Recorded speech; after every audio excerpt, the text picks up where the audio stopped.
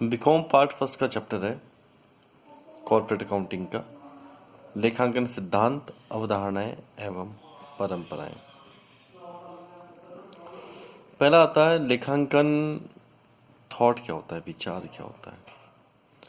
सबसे पहले आप सोचते हैं कि हमें व्यवसाय में इस प्रकार का नियम रखना चाहिए। आपने कहा कि अनुशासन रखना चाहिए, तो अनुशासन रखना चाहिए तो रखना एक विचार है, एक थॉट है। जब किसी विचार को आप नियमानुसार लागू करने की बात करें तो उसे अवधारणा कहते हैं, स्वीकार योग्य नियम। आपने कुछ सोचा कि हमें ये नियम रखना चाहिए, तो आपने जो सोचा कि भाई हमें ये नियम रखना चाहिए, तो उसे तो हम कहते हैं विचार, थॉट। जब वह विचार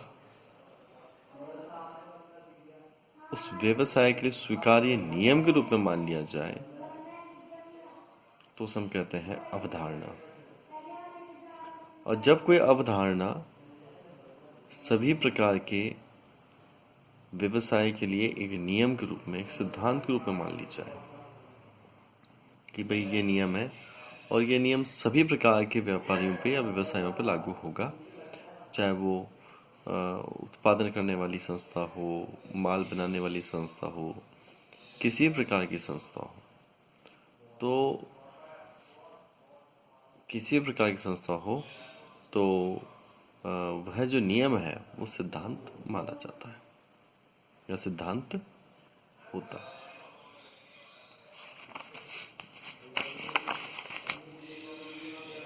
अगला मेरे पास आता है लेखांकन के उद्देश्य। लेखांकन के उद्देश्यों पहला आता है आर्थिक क्रियाओं के परिणामों की जानकारी करना। लेखांकन का जो प्रमुख उद्देश्य, लेखांकन का जो प्रमुख काम है वो है लेन देनों को व्यवसाय के खातों में लिखना। जब आप लेन देनों को व्यवसाय के खातों में लिखते हैं और जिस उचित विधि और तकनीक के अनुसार लिखते हैं, उस उचित विधि और तकनीक को हम कहते हैं लेखांकन। लेन देन को लिखना खाता है, लेन देन को उचित तकनीक के अनुसार लिखना लेखांकन है। लेखांकन का जो प्रमुख उद्देश्य है वह है व्यवसाय के लेन देन को लिखना। दूसरा उद्देश्य लिखे गए लेन देनों को समझना और समझकर उसके जो परिणाम है उसकी व्याख्या करना। भाई व्यवसाय के लेन देन क्या होते हैं? माल बेचा, माल खरीदा, आय प्राप्त की, व्यय चुकाए। तो व्यवसाय के जो भी लेन देन है उन लेन देनों को पुस्तकों में लिखना और लिखकर परिणामों की व्याख्या करने की जो बात है वो इसका प्रमुख उद्देश्य है। उद्देश्य नंबर 3, आर्थिक स्थिति की जानकारी। व्यवसाय में आप बैलेंस शीट की आप तुलना करें संपत्ति दायित्वों की।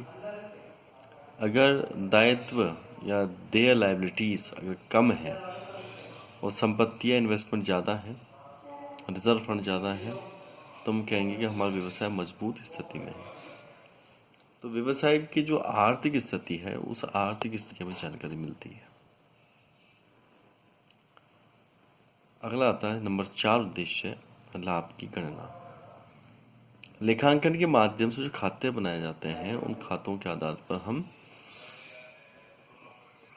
लाभों की जानकारी कर सकते हैं, लाभों की गणना कर सकते हैं। व्यवसाय में 5वां उद्देश्य, व्यवसाय में जो हित रखने वाले जो पक्षकार हैं, चाहे वो बैंक हो, लेनदार हो, कर्मचारी हो, समाज हो, सरकार के टैक्सेशन पॉलिसी हो, व्यवसाय की भावी योजनाएं हो, जिससे अनेक व्यक्ति संबंधित हैं,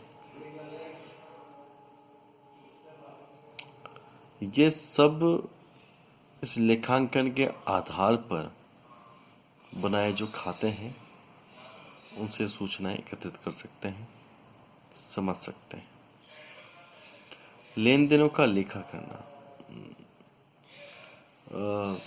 लेखांकन का जो अगला उद्देश्य है वो लेन देनों का लेखा सुचारू रूप से करना। अगर आप व्यवसाय के लेन देनों का लेखा सुचारू रूप से करेंगे तो आप जो कपट है, गबन है, उसको आप आसानी से रोक सकते हैं। व्यवसाय की शोधन क्षमता का विश्लेषण करना। आप लेखांकन के आधार पर जो भी खाते बनाएंगे, उन खातों के आधार पर आप व्यवसाय के देय, लायबिलिटीज और संपत्तियों की तुलना करके और जो व्यवसाय की जो शोधन क्षमता है, उस शोधन क्षमता को आप कैलकुलेट कर सकते हैं। लेखांकन प्रक्रिया, अगला बिंदु आता है लेखांकन प्रक्रिया। लेखांकन प्रक्रिया में पहले आता है लेन देनों का लेखा करना।